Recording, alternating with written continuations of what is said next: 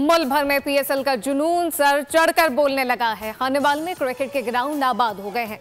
शौकीन क्रिकेट किस खिलाड़ी को सपोर्ट कर रहे हैं, जानते हैं बोल न्यूज के नुमाइंदे अदनान सईद से। जी अदनान। पीएसएल सीजन 9 के शुरू होते ही खानेवाल के ग्राउंड भी आबाद होना शुरू हो गए हैं। यहाँ पर जो है वो हमारे साथ मौजूद हैं क्रिकेट के शायकीन, वो अपनी अपनी टीमों को सपोर्ट कर रहे हैं। यहाँ उनसे जानते हैं कि वो इस बारे में क्या कहते हैं।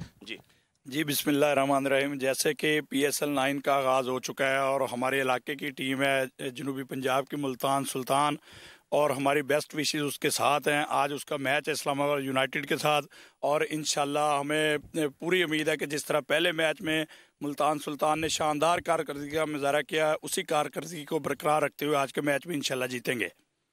जी, आप कौन सी टीम को सपोर्ट? जी अल्हम्दुलिल्लाह मेरी टीम इस्लामाबाद है, फेवरेट टीम इस्लामाबाद है।